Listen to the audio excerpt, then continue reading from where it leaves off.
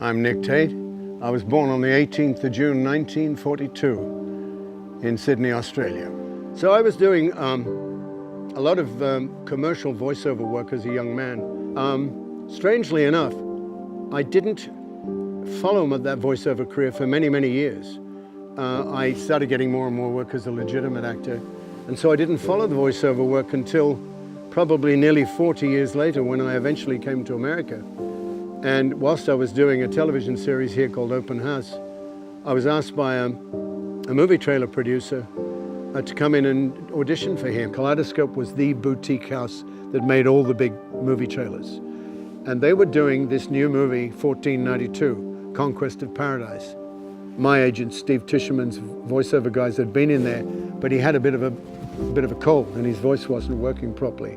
And they asked me to go in and do this voiceover and see if I could replace him. So I walk into this big company, Kaleidoscope. I'd never been there before. I had just done Searching for Bobby Fischer, and I was doing Free Willy, so I was starting to get a bit of a reputation. But Steve Panama did not know me. And I get brought into the room and he says, okay, we got a big problem. He says, this is a big movie and it's about to open next week. There's a guy in the movie, Christopher Plummer.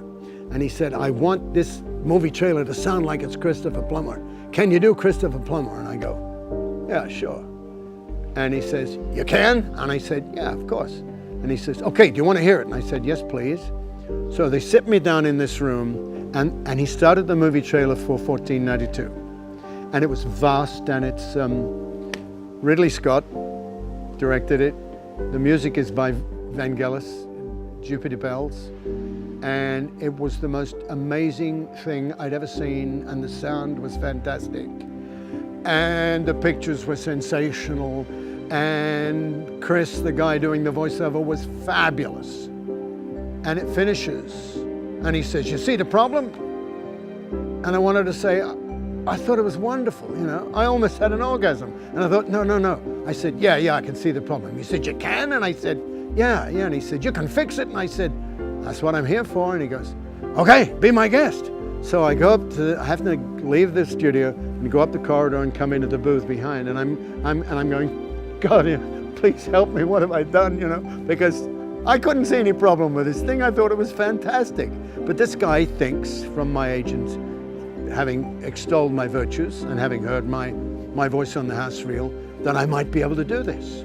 And here I've got somebody saying, can you do it? So what am I going to say, you know? Can you ride a horse? Of course I can ride a horse. I won the Melbourne Cup. What are you talking about? I can ride a horse. It's that kind of thing, you know. Actors will say yes to anything. But here I am now, you know, I have to do it. So I put the headphones on and I said, will you play it again for me? So they play it again for me again. And I am overwhelmed by this thing. I feel like I want to cry. And then I said, okay, play it again, but take his voice out. So they played it again, they took his voice out, and I made some little hieroglyphic messages that I do in my script. So now I've heard it twice with the headphones on. I said, roll it, and they played it, and I did my thing, because I felt very emotional about this film. And it finished, and he pointed up to me from down through the glass, and he said, start putting a new wing on your house. And he walked out.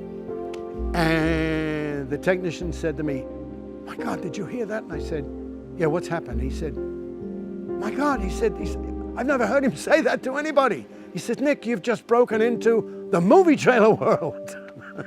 And he was dead right. 1492 was sensational for me.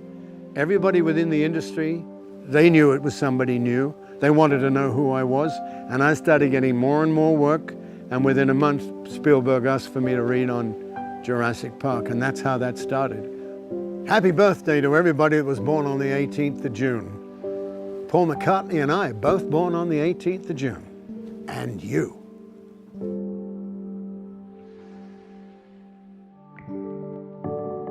Thank you for watching. We release an episode every day featuring a new person on his or her birthday. Please like, share, subscribe, and support us on Patreon.